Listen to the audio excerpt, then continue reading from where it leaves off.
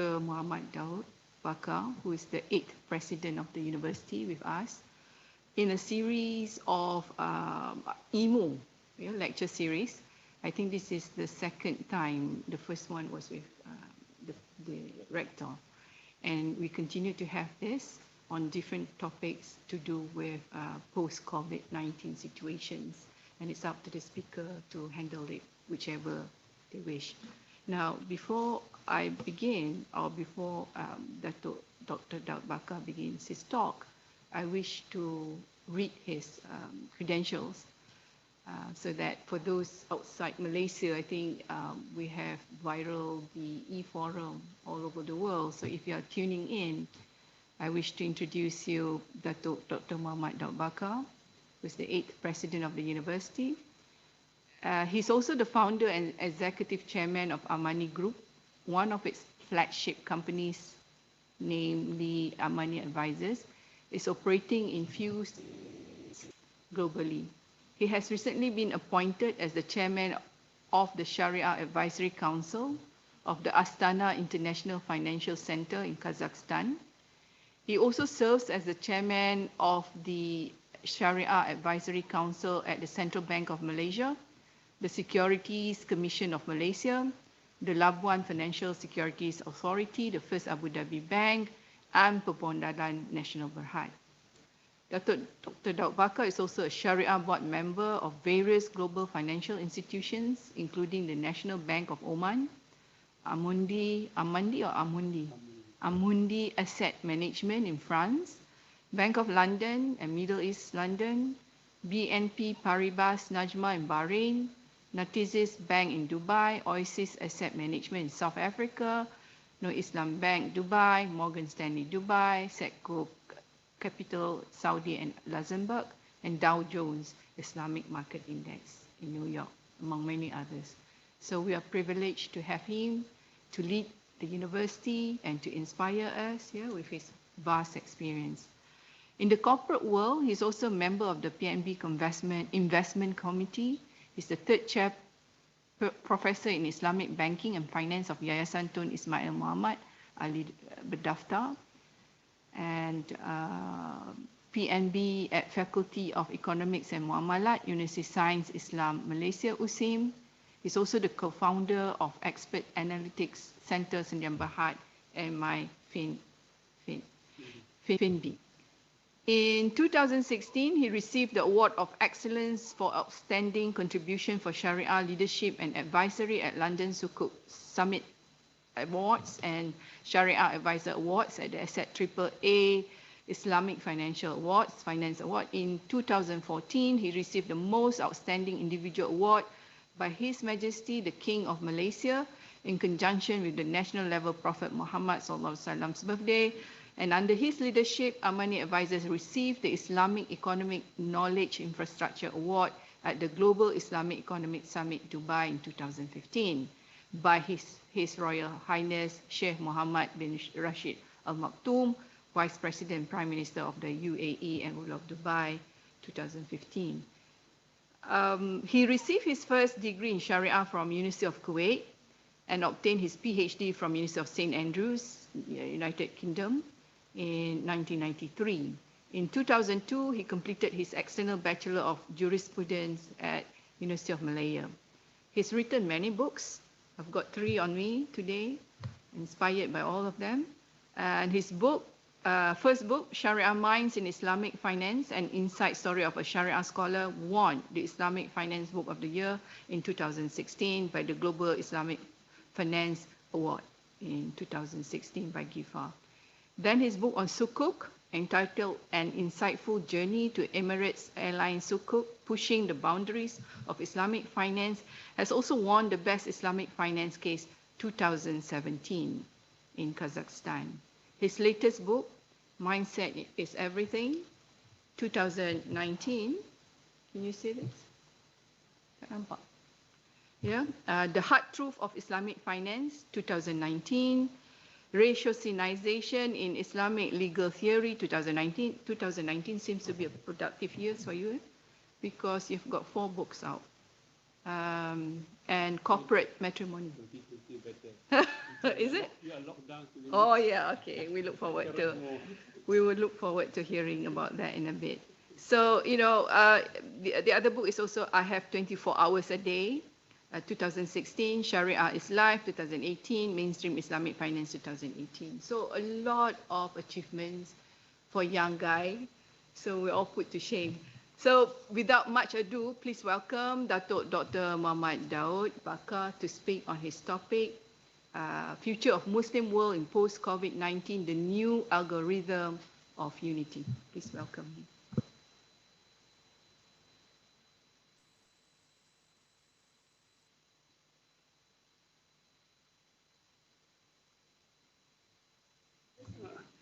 Okay. I think the format is that I will allow you to speak on the topic and then we'll ask questions. Datuk wants more question. I think this is good and then we can raise issues, yeah? So maybe we'll let you speak for as long as you like. Thank you very much, Professor Faridah. Bismillahirrahmanirrahim. Alhamdulillahi Rabbil Alameen. Wassalatu wassalamu ala khatamil anbiya'i wal mursaleen. Sayyidul Anami wa Sayyidul Mursaleen. Amma ba'du. Thank you, Professor Faridah, the moderator for this session, distinguished audience, scholars, professors, intelligentsia, viewers all around the globe, my brothers, sisters, my younger brothers and sisters, whom I look at with full of confidence and inspiration for them to take a leading role in the near future as we embark on the new landscape of the world post-COVID-19. Alhamdulillah, I've been asked by IIMU to speak on a topic, on a theme which is close and which is linked to the whole meaning of unity vis-a-vis the current landscape of the world during and post-COVID-19.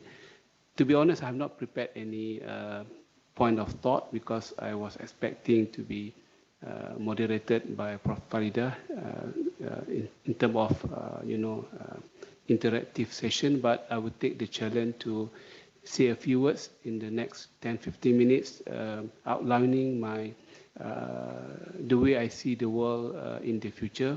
Of course, we have read a lot from many perspectives, from the social, political, demographic, business, financial, healthcare, trading, airline, tourism, what have you. So the world has been very much implicated in the good way or in the bad way by COVID-19. Some of the industries are going to be wiped out entirely, never come back for many, many years. But some of them will become more shining and more prominent moving forward. I think this world and the world before us is not a place where everything is stagnant. We have to take that into consideration. The world is not meant to be stagnant. The world has been created to be moving, to be evolving and moving around. Sometimes crisis, sometimes variable, sometimes catastrophes of the world, sometimes beyond our control, act of man and act of God. So we have two things. Sometimes man created problems. Sometimes it was destined to happen by the will of Allah Subhanahu wa Taala, beyond man's control. If I may look from my own personal experience and perspective, in Malaysia, for example, which is quite different from other parts of the world, when we have the crisis in 1997, 1998, the market went down for about 6%, 6 to 7% negative.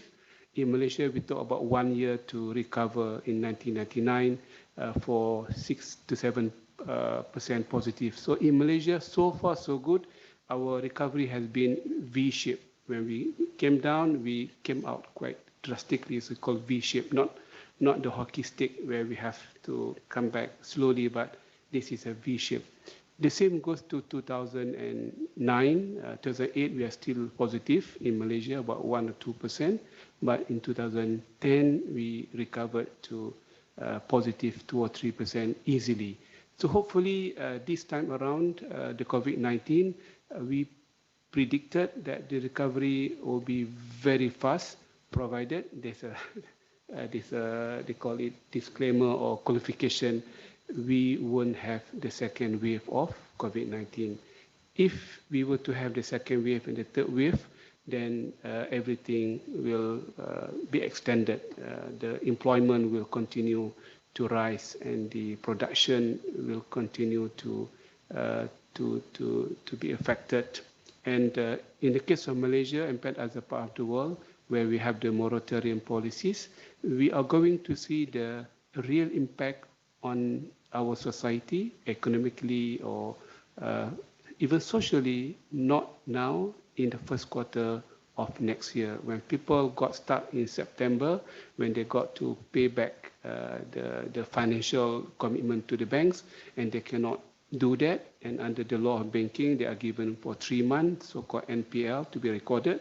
After 3 months, then they have to record as NPL, and that will trigger the bank balance sheet. Not because the bank are weak, because they have so much NPL, non-performing loan or non-performing financing, they cannot be giving out the loan even to the qualified person, because they need to manage their current balance sheet first. They cannot give the new loan until and unless they are good in relation to the old loan. So everything will come in, badly in the first quarter of next year, in January next year. So this is something we need to prepare, and the Malaysian government has put the new the second version of moratorium.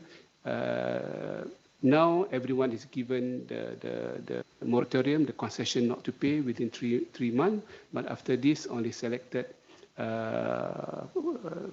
citizens will be given the moratorium, the B40 and below. But again, I'm also a man of big data. I like to see from data perspective. In fact, in our discussion later on, from the Sharia studies, from historical, from the political, you are teaching a university, we need to train our students to appreciate the data, to know, to look the Quran from the text and the context perspective. Okay, this is something that we need to inculcate the culture. When we teach our students, we have to teach from the text, which is nusus, and the context, which is the data of life. The context, we cannot understand the context unless we bring in the data on the table. Only then can we appreciate the real bandwidth of the issues on the ground. So coming back to the data, as you know, brothers and sisters, B40, they normally borrow small amount of money. They borrow money to buy cars and motorcycle and even houses. Below 500,000 and even below 1 million. And these people are given the moratorium not to pay in the second version of moratorium.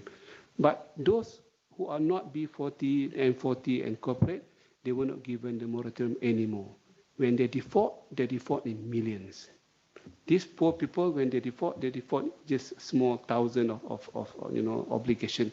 So we put them together. This will be the new challenge of the society. And for me, if I can speak my mind freely, can I?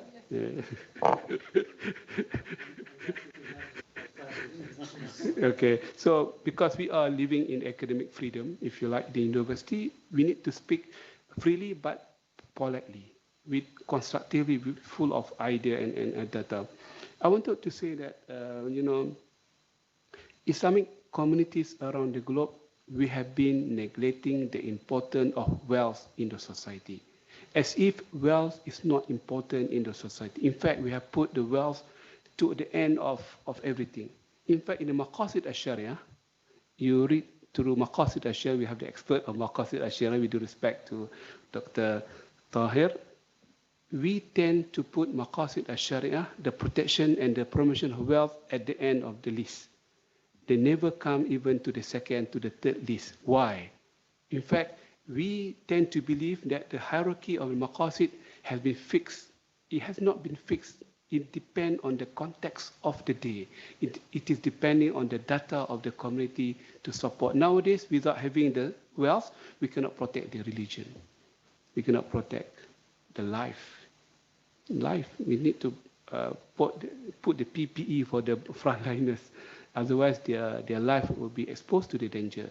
We need to be able to provide for each household in Malaysia the test kit, which we are coming to Malaysia in the next 1 month or so, where people can take their blood and test whether they are positive or negative COVID-19. So the more we talk, the more we are challenged to review our own textbook, our own way of looking at things. I'm not saying wealth is the most important thing. I'm saying that this maqasid al-sharia must be adjusted according to the context of the day. Sometimes the family will be important during the crisis of the world, where the moral decadence has been so bad. We have to protect the family, the marriage institution, the fatherhood, the motherhood, and the child development and whatnot. Even for that matter, we restrict our discussion with regard to the family, hifzu and nasal, in terms of in terms of avoiding from zina and what have you. Whereas the whole meaning of this maqasid is to put the whole value chain of children education, because nasal is not only to have legitimate certificate of birth and full stop. This is not Sharia. It's all about providing the education for the children, the proper diet for the children. In Malaysia, I'm not sure about other countries, I have seen the data, about 10 to 20% of our children under age, under below 6 and 7, they call it distorted growth. They call it terencat, because they lack the proper diet, nutrition. It's a real case. It's a real case. You can pick any report from the World Bank, from the IMF, even from our own Malaysian World Bank and the Khazanah. You can see the real data of the community. So again, the maqasid al-sharia need to be reinterpreted badly now rather than in the future, and we need to bring the data to discussion. So this is my introduction words to this discussion. Though it might not be relevant to you because you are not in the financial world, not dealing with the real data, but as a person dealing with the financial world, I need to be sensitive, oversensitive with each data coming to me. The mortality age has increased. Is that right? For women now, you are lucky, Prof. Faridah. You are lucky because you can go even to 80. Men, 75. Good news, but bad news for the country, because our Social Security, EPF and Co-op, when they were drafted 30, 40 years ago, they were drafted in view that those men and women will die at the age of 60 and 65. But now they can survive longer. When they survive longer, the money that they have is not sufficient. How are they going to be treated well in terms of food, shelter, education, and perhaps medication? The country is not ready for that. Not only Malaysia, but across the globe. Again, 2030 in Malaysia, the aging will be a new problem in Malaysia. Are we prepared to look into the aging problem in terms of education, in terms of our infrastructure, our mosque design? Most of our mosque design is not meant for old people. They are meant for young people. People got to climb the stairs. Even in the case of our UAE, it's not meant for old people. So everything must be redesigned in terms of social security, in terms of providing the shelter, the proper education. And we have seen some government like Turkey, for example, has started looking into the welfare of the parenthood. The parenthood Egypt. And, I like the Nelson Mandela comment when he said, well, the moment we neglect our forefathers, our origin, we're going to neglect the civilization of the world, because we come to this world from our parent. And that's why he was quoted many times that the protection of the elderly is one of the maqasid al-sharia, from his word. And he was not in maqasid, but one of the fundamental of civilization. Which means what? Which means it's part of the maqasid al-sharia, without which the civilization cannot, be sustained. And true enough, brothers and sisters, in my, inshallah, my new book on maqasid al-sharia, I have listed about 30 maqasid al-sharia. One of them is parenthood, because when you survey the Quran cover to cover, the mention about parenthood is very obvious. We cannot miss the signal and the what should I say, the sign from the Quran that parenthood is and should be treated as one of the fundamental of religion and life. So coming back to unity, Alhamdulillah, I mean, COVID-19 has opened up our mind that we can be connected beyond the borders, beyond the brick and mortar economy and political system. Because now we are having the webinar, we are having this kind of discussion that can bring the agenda of unity closer, because there's no need for you to travel, there's no need for you to meet physically, it has no cost, it has no capital, you can do a lot more. And I have been, I have this kind of belief for many, many years that the word لِيَتَعَارَفُوا in the Quran, that Allah subhanahu wa ta'ala has created us from men and women from different tribes and different background. لِيَتَعَارَفُوا, we tend to interpret it as a very simplistic point of view, so that we know each other. This is not the very meaning of لِيَتَعَارَفُوا. If we were to put that definition to that Quranic verse, it dilutes the very meaning of this Quranic verse. This is the whole idea. Perhaps IIMU can take the challenge to look through into the tafsir of liyata'arafu from all the tafsir book and from our modern data and cognitive interpretation to give the new meaning of liyata'arafu. From my perspective, liyata'arafu means the bottom line, the starting point is to know one another. But this is not the whole thing. In fact, the Quran mentioned liyata'arafu, for you to know one another, to do a lot more. If you just to know each other, there's no meaning, there's no value added whatsoever. Quran is void from this kind of message or this kind of messages, because Quran is so heavy. When it was revealed to the Prophet Muhammad, two things happened. Camel will come down, Prophet will stop laughing and smiling. Prophet will become different guy altogether.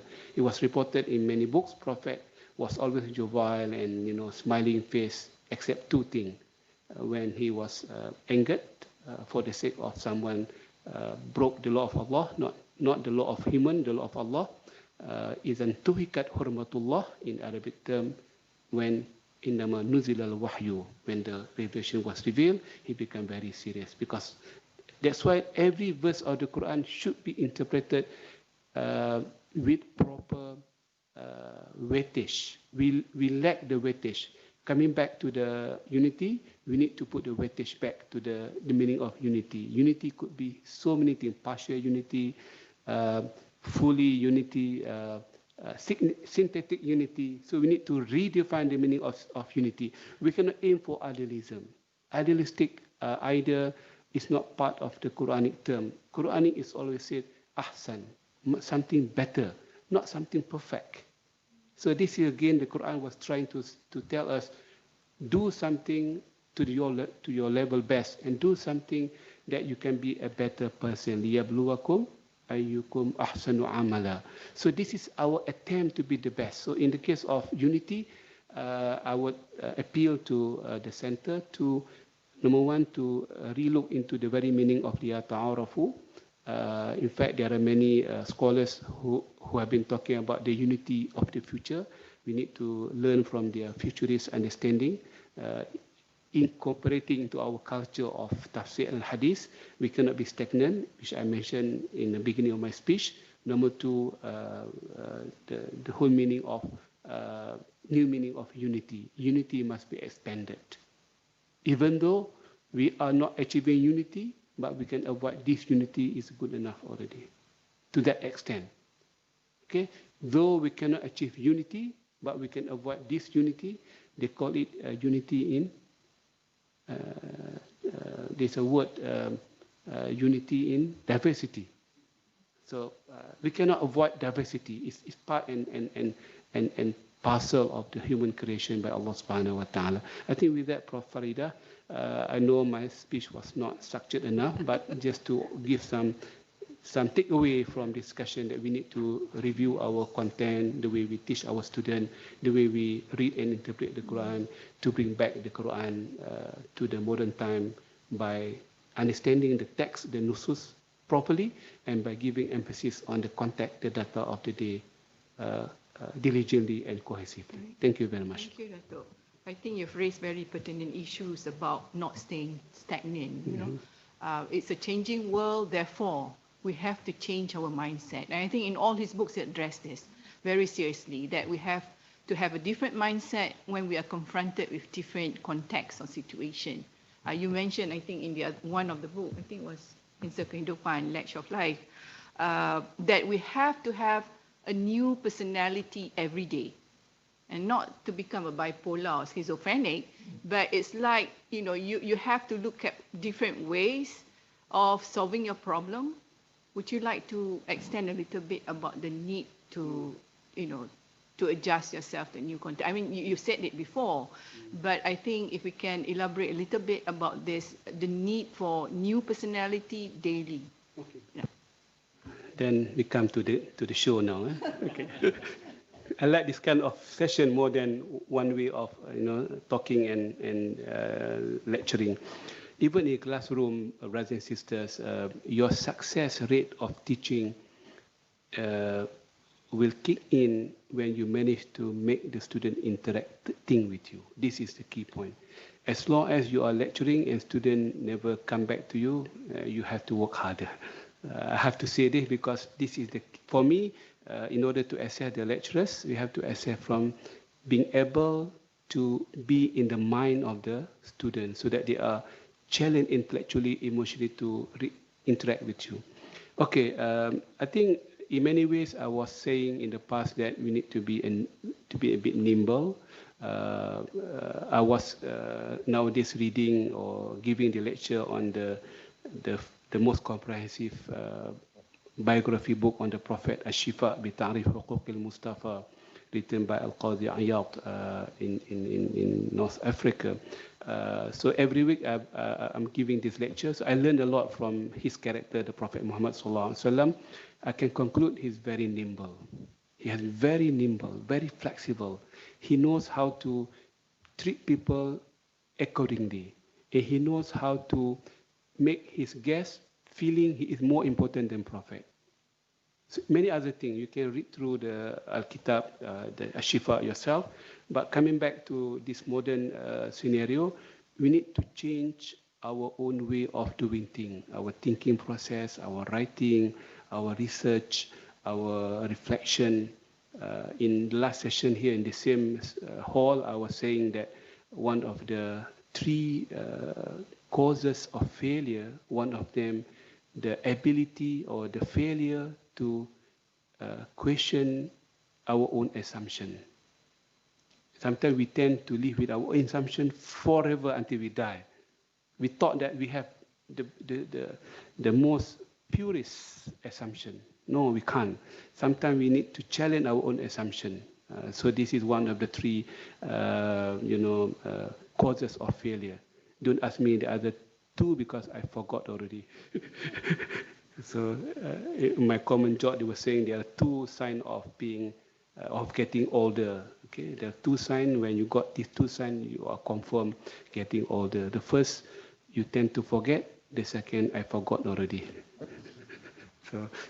So this is becoming nimble is not easy. People, they thought it's easier to become stick and firm. No.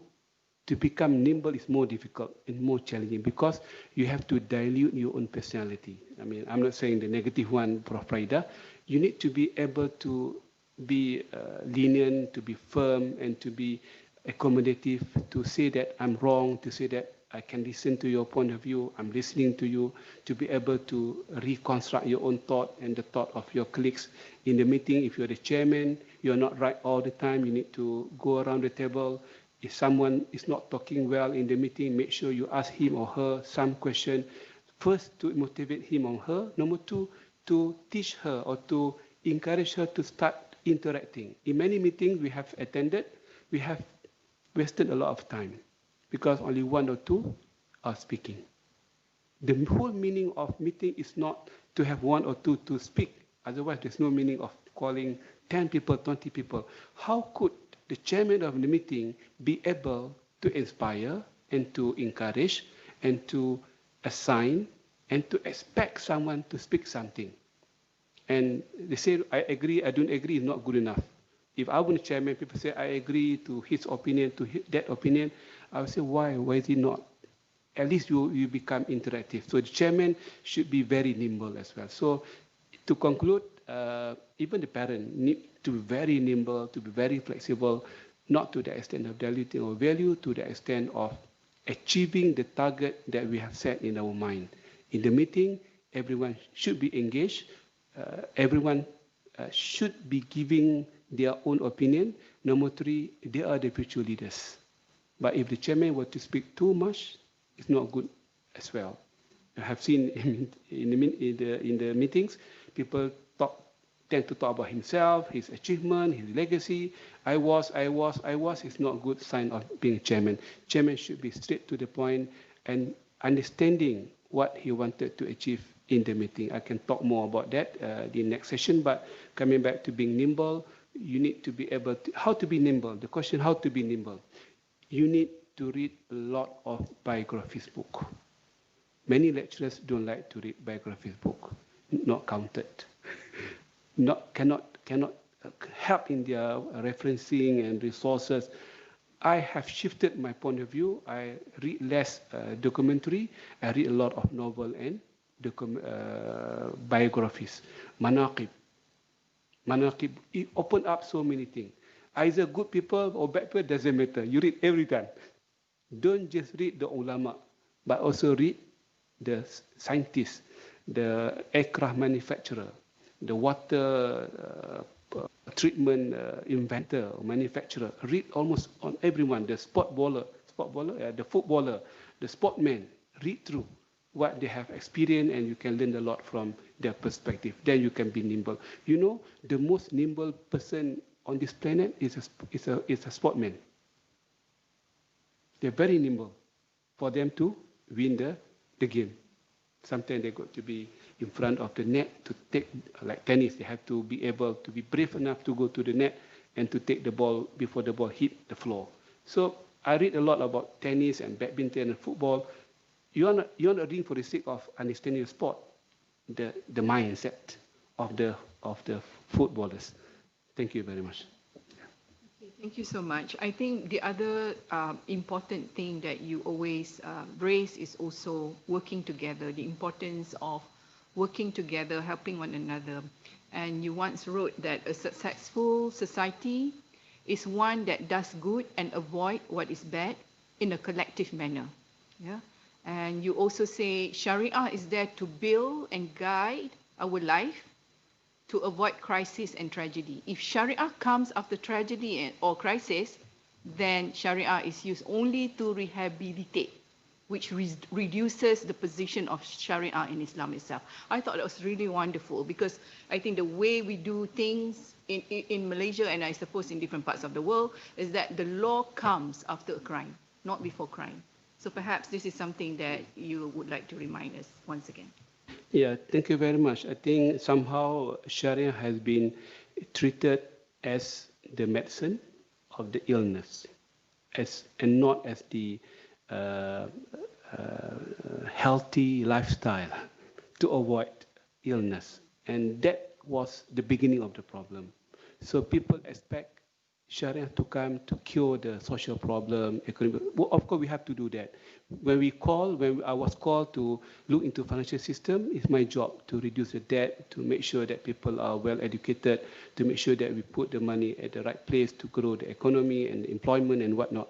When we call, but ideally, Sharia was revealed to build the civilization from scratch, from bottom up, and not just to be called when people got stuck with the family problem, with the drug problem. But somehow it didn't happen that way. We hope that would be the way of doing things, but sometimes we cannot be so hopeful. So coming back to the Sharia, before that, Prof. Faridah, in the financial world, they call risk management. Why do we need to have risk management? To avoid the risk from happening. Okay, when someone, got hit by car, it happened already. So there's no need of risk management. But before it happened, we have to talk about the light, the traffic, the pathway of road, and the helmet of the cyclist, and what have you, the brake of the car. The car must be sent for check every 2 years or 3 years. In Malaysia, we don't do that. In UK, every year they have to send the car for MOT, they call it. This is how to manage the risk better. So risk management is also missing in our Islamic community. And people don't want to talk about risk management. They prefer to talk about tawakkal most of the time. No need to put the risk management. You have the road, you just go in. No, under risk management, someone got to check the particular road, any loophole. Even in our case, our university, one of our students got injured when he fell down to the hole which was not properly covered. For me, this is risk management. Don't talk about giving him the help, 100 ringgit or 1,000, sending him to hospital. This is post-event. We can do that. We have to do that. But how do we survey all our roads in UAE or in this university from having any exposure of risk? So this is something that we need to bring back Sharia. How could we make the Sharia relevant in each and every segment of life, in education, in economy, in financial employment? The more I talk, the more we have to move away from traditional Sharia into modern Sharia. What do I mean by that? Again, the idea of 5 maqasid al-sharia, again, with respect to many other experts in this hall and beyond, has been limiting our mindset. So we need to free ourselves from these 5 maqasid, the sooner the better. Otherwise, we cannot be looking into environmental issue, into the equality issue, education, science, technology.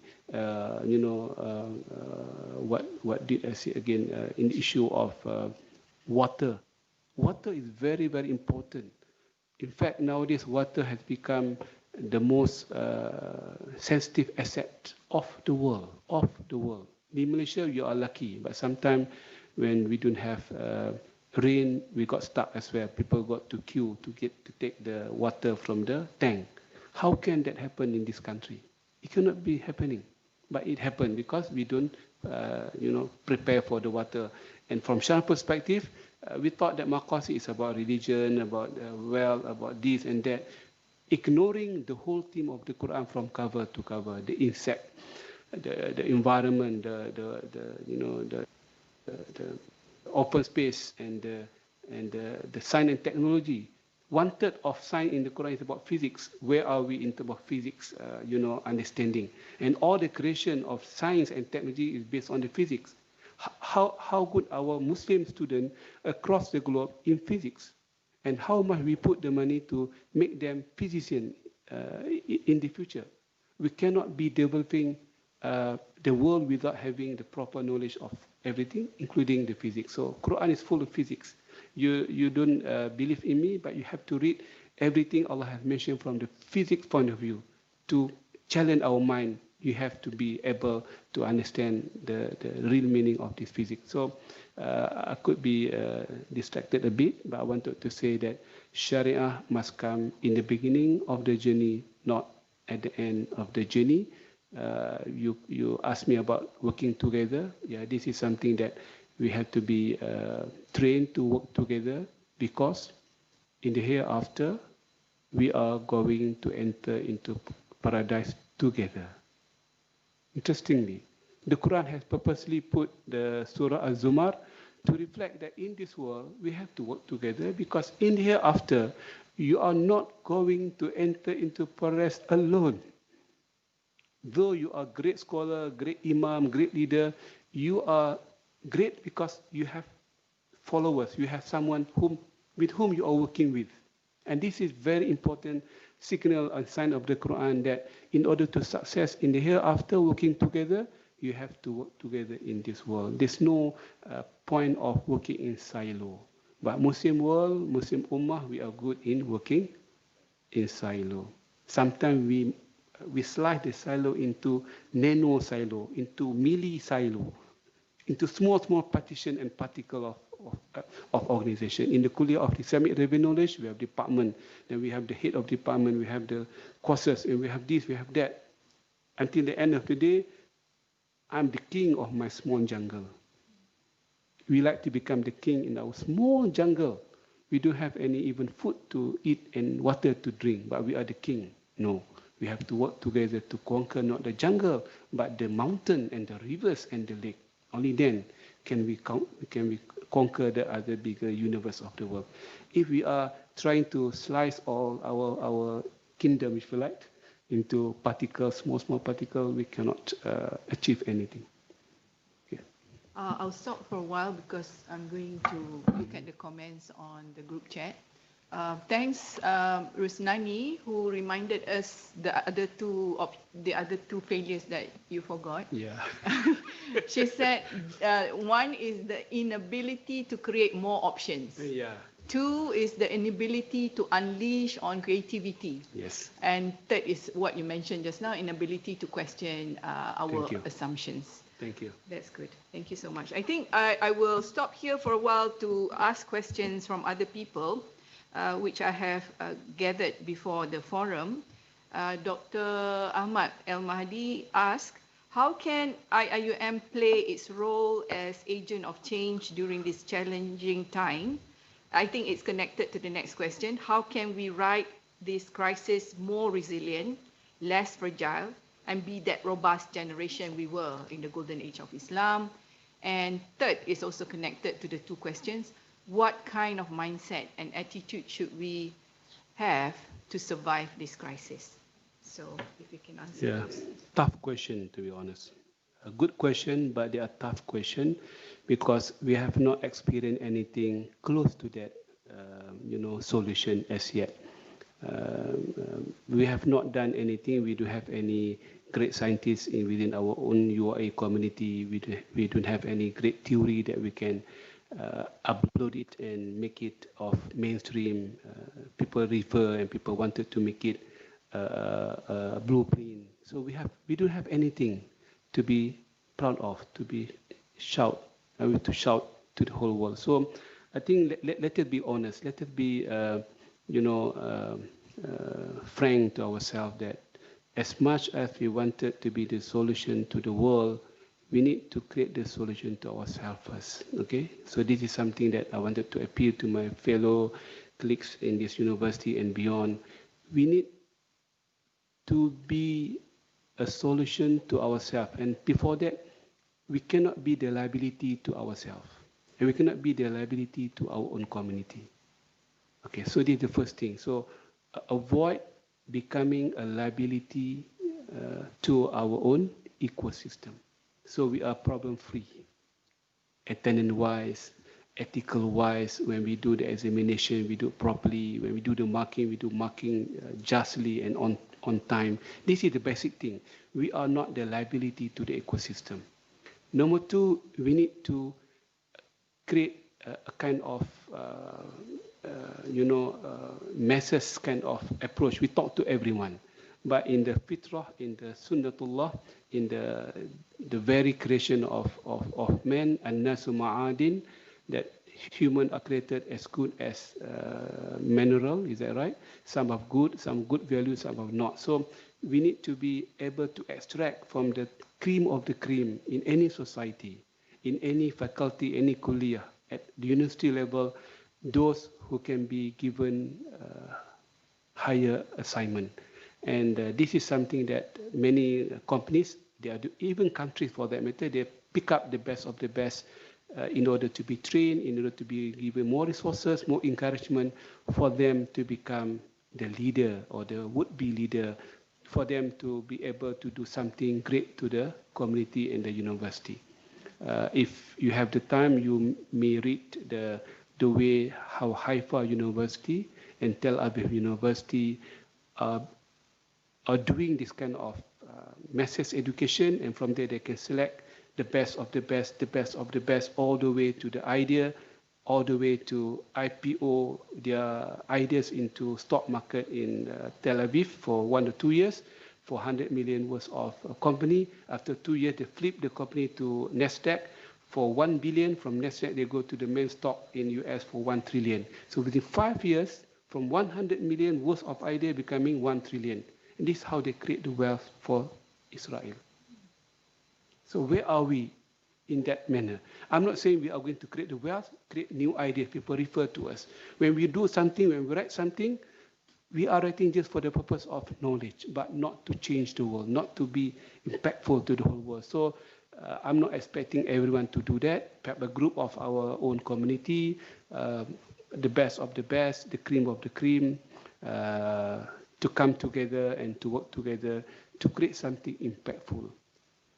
Again, in the few sessions that I have been talking here as a president, I mentioned about accounting treatment. All the accounting treatment, good one, like IFRS and the new thing, integrated accounting framework, they are good in terms of giving the value to accounting, were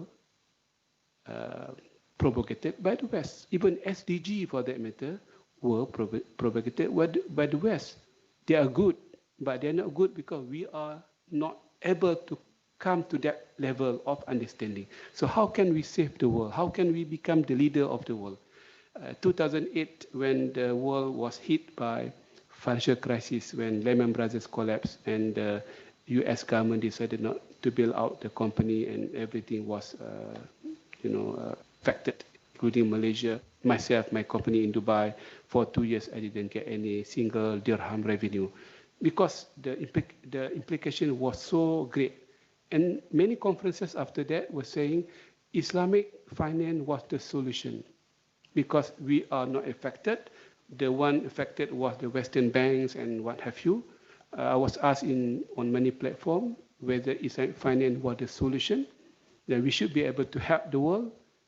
I think I'm a bit contrarian in many other, to many other speakers. Say, well, you cannot say that. You cannot tell the world we are the solution because we don't have anything to solve the problem. Are we ready to solve the problem of medication for all in COVID-19? Are we able to deliver the testing kit, they call it, to each and every household in our Muslim community? We can't. Are we able to provide online training and teaching for our children across Islamic world, for Quranic teaching, for whatever, through technology? We can't. So there are many things that we cannot do because we have failed to understand the critical success factor of everything. So thank you for raising that question. I wanted to answer positively, but I choose not to answer positively. I try to put a very constructive answer. I think we need to go back to our drawing board and put the 4 quadrants and look into the, what you call it, threat, opportunities, and SWOT analysis. And after we have done that, again, in the financial world, we need to look into another 4 quadrants in terms of time and cost. What would be the low-hanging fruit? That we cannot wait for 10 years to solve the problem. We need to do the exercise in the university. We have the COVID-19, we have this problem, financial, economic, education, and whatnot. What could we do in the next 6 months to 1 year? We have to have SWOT analysis, and we have to have they call it the cost-benefit analysis. Of course, we wanted to solve all the problem, but we cannot afford for 5 years. We wanted to look into time-effective and cost-effective, what we call low-hanging fruit. We can do it. It can impact the whole world and our Islamic world to start off. I think we can do that. I cannot do alone. We need to bring to the table, to this hall, the cream of the cream. Surely they have many great ideas. Our problem, we don't want to call them together. We are still working in silo. Thank you. Yeah, I think it's a question of unity again. So we will forward that to your office to handle this SWOT analysis and cost benefit next week, maybe. So I think this is the problem. It's not that we don't have the resources, whether in terms of expertise or monetary. The money is there. Yeah. The money is there, the green money, the Islamic money, the Muslim money. But it has been parked in, say, other places. We allow other people to run the cause for us. I was reading a report. I think I'll go big on this because I thought this is something that we should discuss in a closed door manner. But I think since everybody here is from IIUM, I think we need to raise this issue. The money is there. I was reading a UNDP report that says that a lot of Muslim countries pump in money to United Nations to solve problem during this pandemic period. How we use Islamic finance to solve problems of poverty, health, and so on in different parts of the world. So the money is there, but it's not us that manage it. You know, we give it to other people. So perhaps you would like to respond to that as well, based on this disunity. Yeah, I think somehow you like it or you don't like it, the financial world has become very regimented and regulated. If you do something wrong, the first thing to do is to go to jail, as simple as that. You give the money to the wrong people, you got problem. You take money from wrong people, you got problem under UMLA. So that's why many government of the day, they wanted to help the society. So they are looking for an organization which is above the board, which is accounted for, audited for by top 4 or top 5 in the world. So UNDP is one of the beneficiaries or the vehicle for them to channel the money for this UNDP to channel the money to to the Muslim world across the world. We do have an entity of that caliber. We have a pocket. We have one in UK, one perhaps in Middle East, one in Malaysia, and some other in Africa or Central Asia. We have good people, good brothers and sisters, but they are not up to that level. So this is the challenge, which I'm trying to impress from beginning. We need to start from the scratch. We need to fill the gap. And if someone were to give money to someone good, we know him as a good brother, religious, but his accounting treatment is not properly closed, accounted for. If something happened, RM1 or $1 goes to an entity or person or whatever, which is not in the good list of any government, the whole value chain will be implicated. The whole value chain will be implicated. So this is something that people do not know about that. I have to tell you, this is the new financial world. After 2008, everything is being regimented. UMLA has become the new religion. Anti-Money Laundering Act has become the new religion. We cannot avoid that. We need to support that because that is our way of doing things. We need to make sure the money is being counted for. How could we create that entity? I don't know. I mean, we have to come together. And the more I talk, the more the more we cross to the dangerous ocean.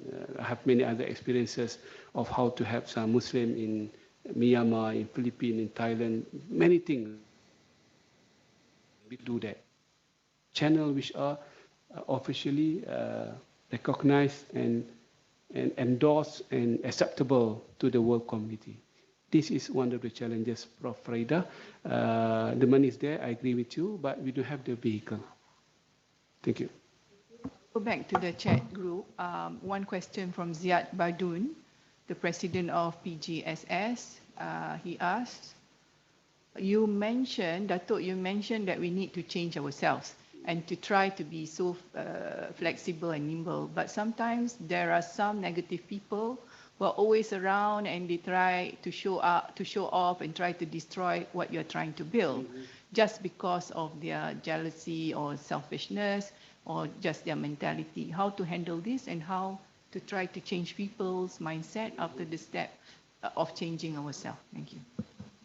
Well, these people are everywhere, every time, every place. So for me, ignore them. If you are strong, emotionally, intellectually, you should be able to dictate your own code of conduct. Okay. First, you have to start with A'udhu Billahi Minash Shaitanir Rajim. Even to read the Quran, we were advised to read this kind of protection dua because there are many challenges around us. If you continue to listen to these voices around you, you will not change. You will not be able to change at all. The first thing to change is to be able to say no to those who are active.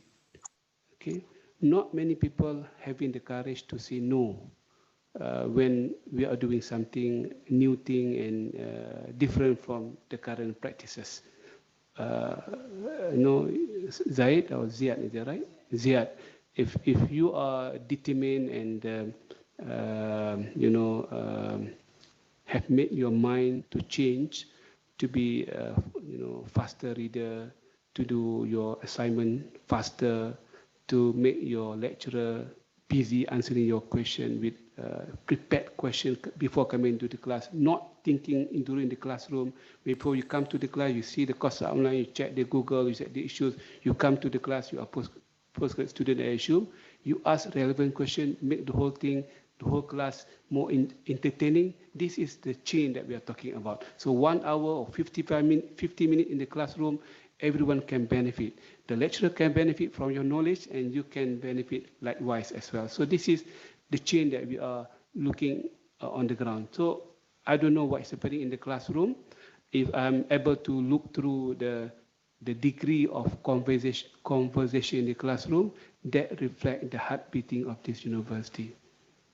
So I'm very serious about this one, because the more our students are active, asking, questioning, quarreling, disagreeing, whatever, kind of interaction, that will show that we are on the right track of, you know what, parents, they send their children to the university not to get the knowledge.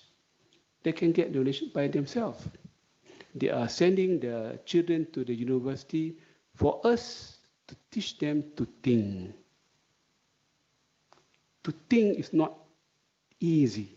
To get knowledge is easy. Okay? That's why Adam and the angel was saying, Subhanaka ma ilma lana illa ma 'allamtana. The knowledge of angel is something which is already programmed in their mind. Angel cannot think.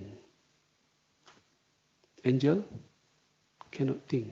Human can think. That's why they are the Khalifa to manage the water treatment, the traffic management. Angels are taking the order and to execute the order. They are good in doing that. That's why to become Khalifa, we don't have any one pattern. We have so many variables. We need human to manage this world, because humans are supposed to think. And that's why we need to teach our students to think better. And in your case, change yourself. Don't be disappointed by the negative comment. For me, the first person to be distant from is someone who is negative. You can see from his language, 10 words coming from his mouth, 7 are negative words. So you can see this guy is very much negative. I have seen these people from the first 10 words. When people tend to speak, I can know already whether he's negative or he's positive, wanted to take the challenge, wanted to be constructive, or he wanted to complicate the matter and become negative. So you can learn from the experience within you in the community.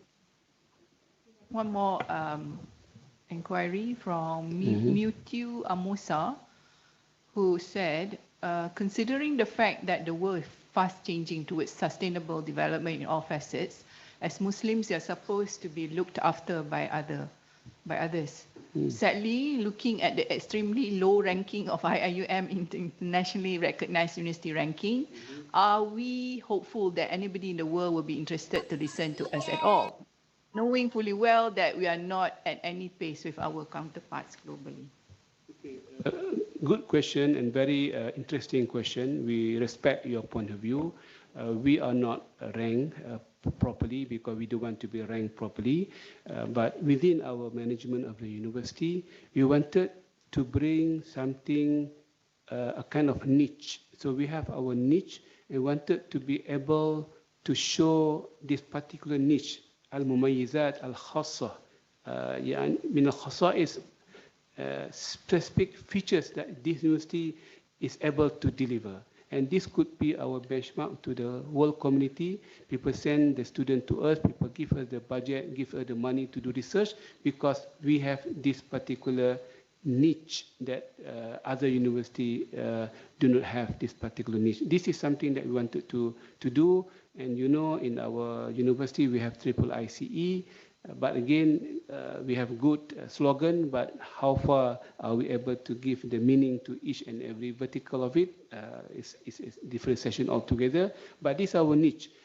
Inshallah, if we can bring our niche clearly to the whole world, people will listen to us. For example, internalization. We should be able to be seen by the global community that we are international in our thought, our perspective, our idea, our argument, our case study is very international. Number two, Islamization. We are able to bring the Sharia solution to the life, economic, education. That's why we wanted our professors to be part of the system, giving the solution. I mean, can we do, let's say, a solution in a week, for example, from our lecturers? We can do that. At least we can share with the whole world. This is our ranking. Basically, people are referring to our social media, our white paper that we are publishing.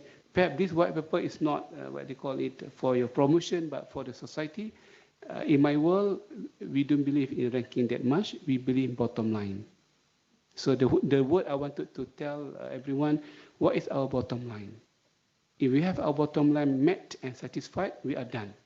But if we are below our bottom line and we are nowhere, then we cannot be proud of ourselves. We need to blame ourselves more than any other person, and that goes from the top management, from the president, all the way to our security guard and our tea lady and our workers in the university, because we have failed to make our university delivering and achieving this niche uniqueness of our university.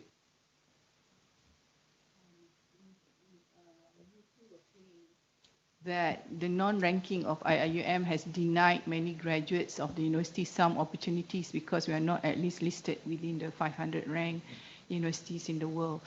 I think the rector has always been harping on this, that the ranking is a business. Yeah, ranking is the ranker. There are so many rankers actually. It's not the QS or the Times Education alone. There are about 25 rankers. And QS is actually at the bottom rock. So how seriously do we want to take this? I think that's why the attitude of this university is that moving away from these international rankers, because it's a business entity. Who do they account to? I mean, who audits them?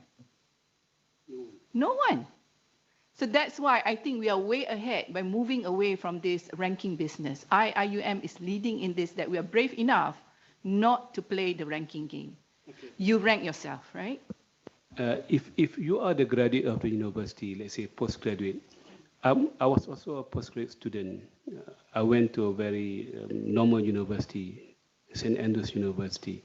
And before I went there, I was questioned by the management of the university why, I mean, you should go to US because US is more, up-becoming.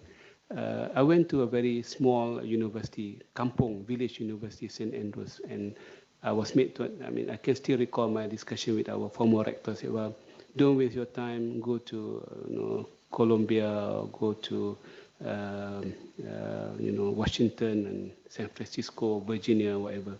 I said, well, I prefer to go to university because I know the professor over there, Nietzsche, one of the best professors in Europe. In St. Andrews. So I went there, but as a student, a postgraduate student, I didn't follow the normal way of doing things. I published my paper while doing my master and PhD. And that is your CV. Irrespective of your university, if each and our student and lecturers in the classroom manage to encourage our students to publish papers, that is your CV basically. But then we have to see whether our students writing and publishing, and why are they not writing and publishing? So this is the matter of, in my class, when I taught a master at law faculty, most of them, if not all of them, when they are done with their courses, They have published 1 or 2 in Arab Law Quarterly and SOAS Bulletin, and they become marketable. Every one of them are working IDB now in Bahrain. Everyone, every single one of my students are being employed without being ranked properly in this university. So it's about your individual qualities. However, I have my own comment to some of the lecturers. Within the Kuliah of Law, we don't teach our students to be commercialized. I'm good in that.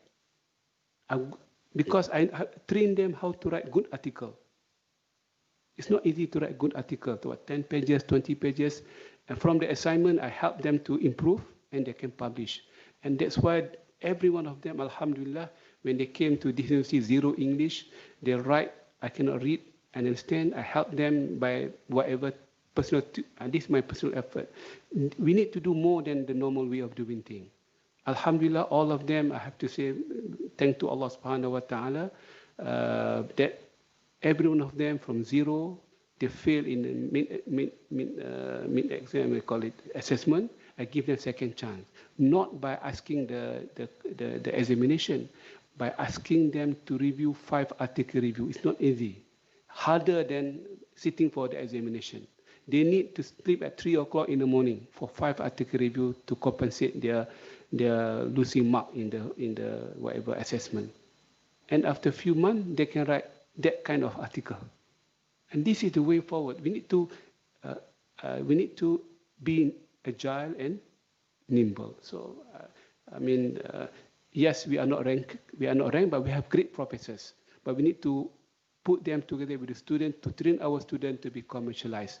We need them to be able to be speaking in many conferences, seminars, writing into newspaper, publish at least 1 article.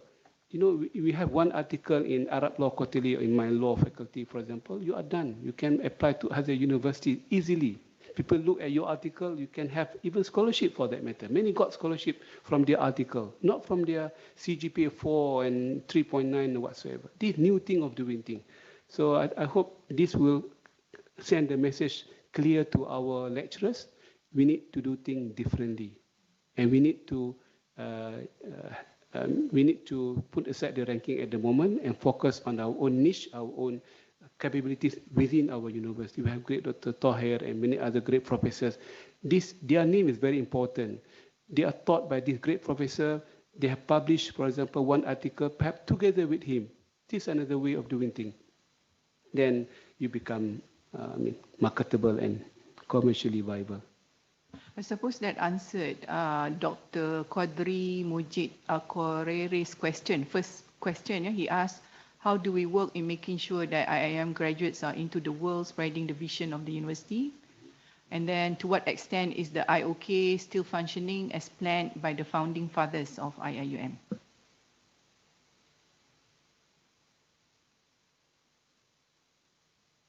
Okay. How to ensure our graduates are? The world spreading the vision of the university. Okay.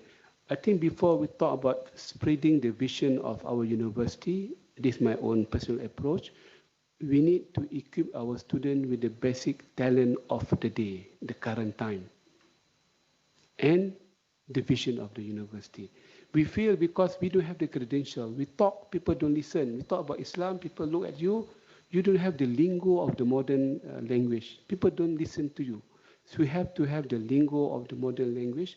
If you are the scientist or psychologist or Islamicist or banker or legal guy, you need to have that lingo. Then only then you can put the vision on top of that. People listen to your vision because they are confident with your basic talent and language. This is number 1. Number 2, how to ensure that we are still spearheading our IOK, Islamization of Knowledge.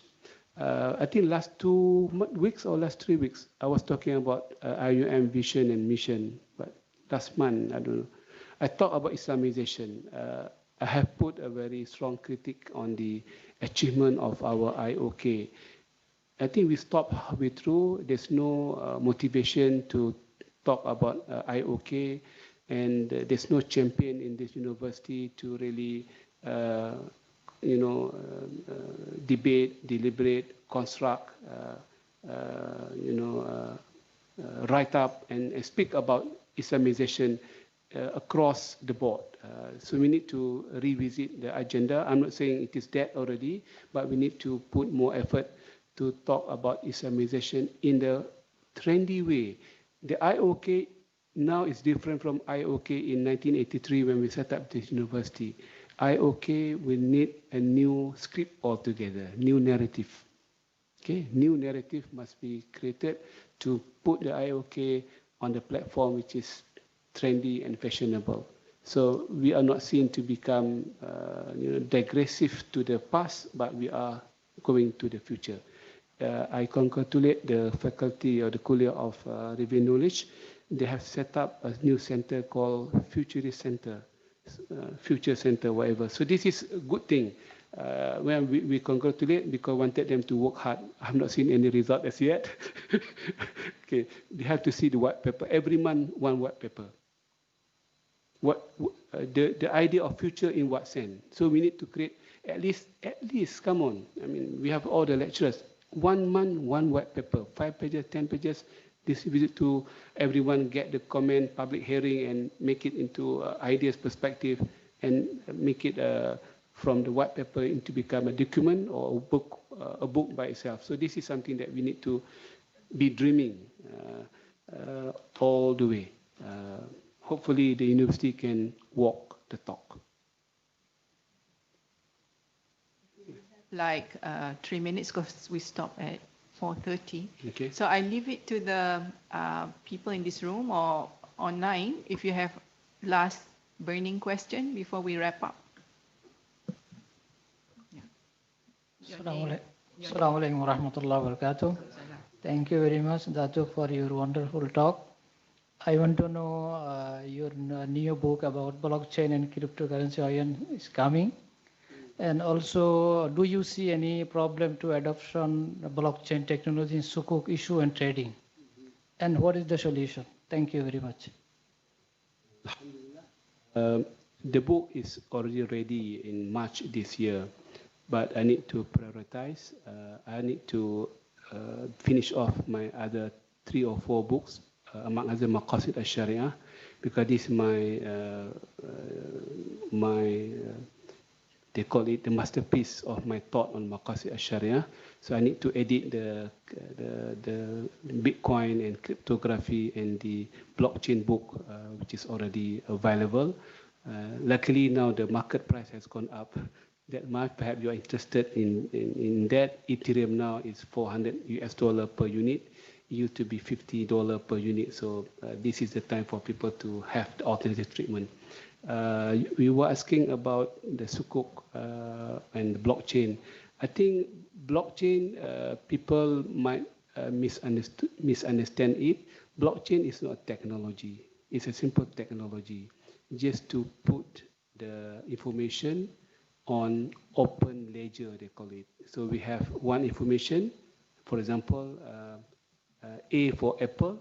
That statement is being recorded on many ledger distributed globally. So I cannot change A for for strawberry, for example. I need to go back to the ledger. So it's very simple technology. What is difficult is not the blockchain, but the readiness of the community to go for blockchain, because when we had the blockchain, there's no room for manipulation, for cheating, and what have you. So this is the challenge. Sukuk, blockchain or otherwise, it doesn't matter because it does not add any value, my personal perspective. What is more important for sukuk is to have sukuk that can help the current crisis of world under COVID-19. Technology cannot solve that problem. More of verification of the sukuk. If you like, blockchain is as good as the mutawatir way of hadith transmission. When we have more than one transmitter, the ability, the possibility to collude, to lie, will be minimized. So the same thing with the blockchain. When we have hundreds of blockchain around the world, to change one fact is not possible. And blockchain cannot be hacked. A good thing, blockchain cannot be, because you have to hack all the network of the world, which is not impossible. So this is my comment to you. But inshallah, the book will be out in the next 1 or 2 months, and most likely on e-book. Yeah, for free, but you pay the money for the cost of printing. Okay. All right. We can wrap up now.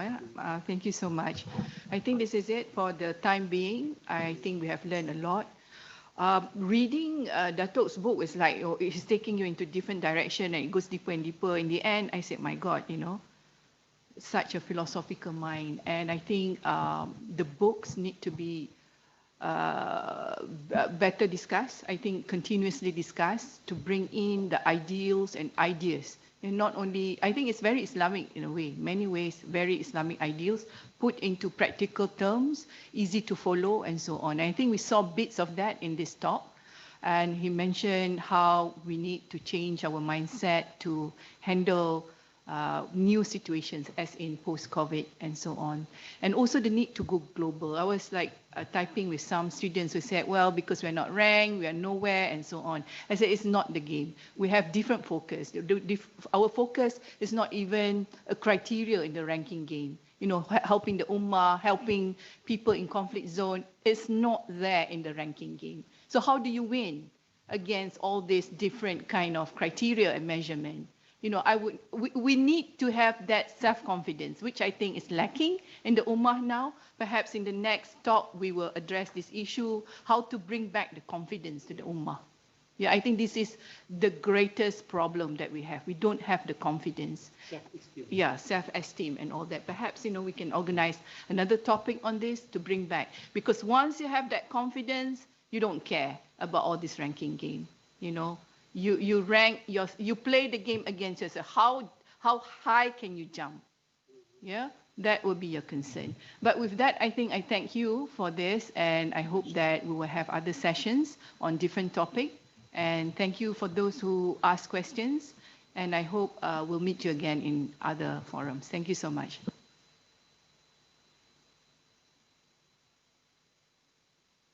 I'm also the MC. So with that, we would like to invite the Director of IIMU to present a token of appreciation to our Datuk, Daud. Thank you so much. You don't know him? Oh. I thought you know. I thought you know him before. No, we didn't meet. Yeah, when you were here, he was not here, eh? Yeah. Okay, sorry for that. Thank you very much for that. This is a selection of Islamic Fatwa, 8 volumes. I hope you enjoy it. Lucky guy. Are you the author? No, I'm not. It's a collective authorship. It's a collective In English? Ah, yes, it is in English. Thank you. Subhanallah, great. That was for another book. I thought it might be of interest. Yeah, it's okay. Better than the plug, which is not sustainable. Yeah. This is a mind stuff. This is I've told the university management. Any management over here? No, me. Sometimes we tend to give plug to our speakers. No plug. Yeah. We tend to go in a way when Yeah. we move from the instead of plug, we can give a certificate of planting the tree. So let's say the plug costs 50 ringgit. You can convert into buying the seed or the small trees And from then, the Sungai Buloh for 10 ringgit, 20 ringgit. That's a good idea. So you can put the trees, you can create GPS, you can create history for the people. The GPS, free of charge. So this is something that I learned from Turkish government. Over there, the souvenir, no more in the plug system, they give you certificate, trees planted in Istanbul or in the whatever, the forest where they come up with more than 1 million trees. That's right. In our case, plug, I think more than 1 million already. Yeah. For the last couple of years. And recycling issues also. Yeah. That's a recycling issue. Environment. Yeah. Yeah. So, but this one's good. No, this one is okay. I Okay. will send it to you. It's okay. Thank you very much. Thank you so much. Where are you from originally? Egypt. Which part is it? I'm staying in Cairo. Born in Cairo. Not born in Cairo, I born in Shafia, as you know.